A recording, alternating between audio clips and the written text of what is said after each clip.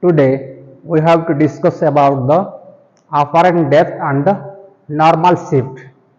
Apparent depth means that is the observed depth, that is not the real depth. That means if you drop an object in water, you find there is a rise of height, that is known as the apparent depth. And first we have to draw the diagram. This is the interface. The point object is situated here, and one ray, that is normal to the surface, will pass undeviated. That means it will pass in a straight line, undeviated. And another ray, suppose which incident at this point. At this point is A and this point is B. And here let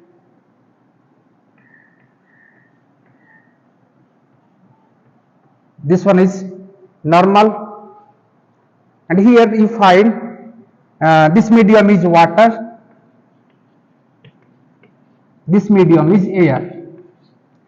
That means the ray of light have to travel from a denser medium to a rarer medium. So here the ray of light will bend away from the normal. That means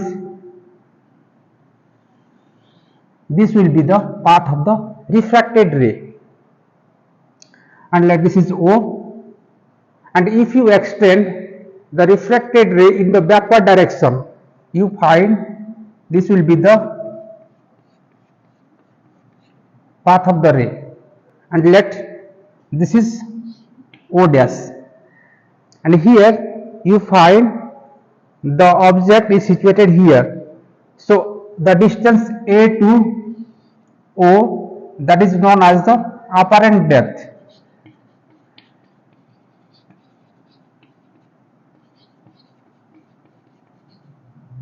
And the distance A to O, that is the real depth.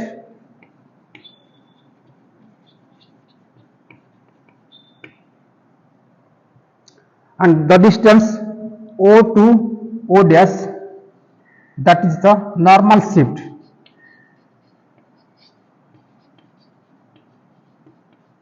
And here let the real depth is given x. That means the point object is situated at a distance x from the interface, and the normal shift is d. And we have to find out the apparent depth and the normal shift. And here let I is the angle of incidence, then this will be the angle of refraction. This ray and this ray are parallel to each other, then this ray will intersect the two parallel rays. That's why this angle will be equals to this angle, that is the angle of incidence. And here this ray and this ray, they intersect here, so this angle will be equals to this angle, that is the opposite angle. And again you find this ray and this ray, they are parallel. This ray intersect the two parallel rays, then this angle will be equals to this angle, so this is R. And here you have to find out the apparent depth and the normal shift. So first you have to take the triangle AOB. In triangle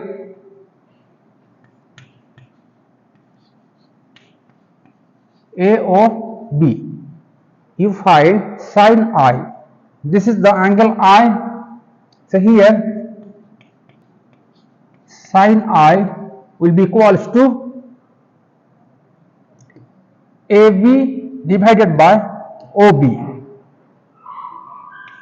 AB divided by OB, and there is another triangle present O dash AB. So you can write in triangle A O dash B, the value of sine R, this angle is R, so the value of sine R will be AB divided by O dash B. So that is AB divided by O dash B. And here, if you apply the second law which is known as the Snell's law of refraction. So that is, here the ray of light have to travel from water to air. So you can write mu water to air. That means refractive index of water with respect to air. And here the formula will be sine R divided by sine I. Here, refractive index of water with respect to air, and you have to take this will be equals to sine R divided by sine I. And here this is the value of sine I and this is the value of sine R. So you can write this value. So this will be sine R is AB divided by O dash B divided by AB divided by OB. So this will be OB divided by O dash B, because AB cancel, you find the refractive index water to air will be OB divided by O dash B.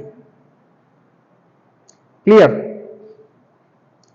And here, for smaller angle of I, if this angle will be small, you find the point B will coincide with point A. That means you can write for smaller angle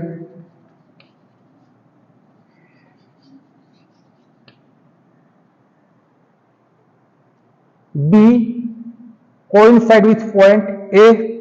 If you take this is a small angle, then B will coincide with point A. For that case, you can write OB, that is equals to OA. OB, that will be equals to OA, and O dash B, that will be equals to O dash A. And here, if you put this value, then refractive index water to air, that will be, in place of OB you have to write OA, that is OA divided by O dash A.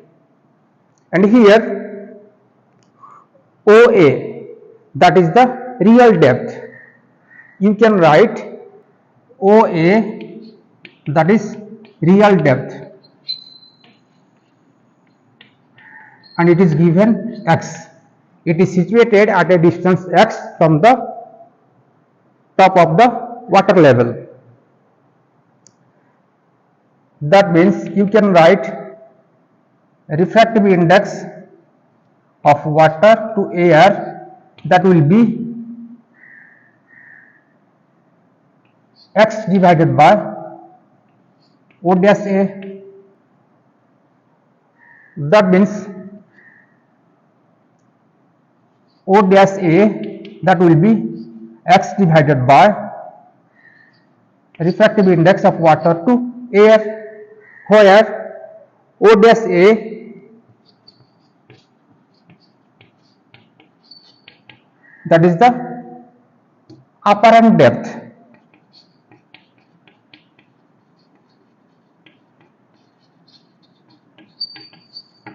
So the formula of apparent depth you find, that is x divided by refractive index of water to air. and then you have to find out the normal shift. So the normal shift here D, you can write normal shift.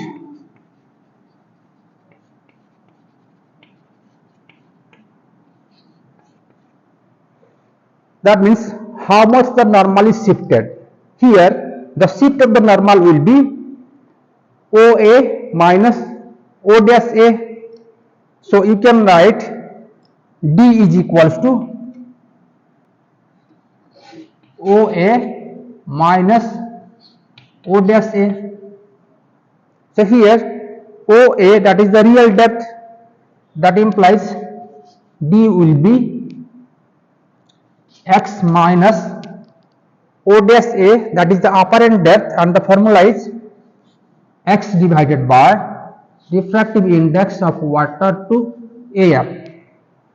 That implies you find the formula of normal shift D, that is you can take x common, whole into 1 minus 1 divided by refractive index of water to air. So this is the formula of normal shift. You have to remember. This is the apparent depth and this is the normal shift. You have to remember. Thank you.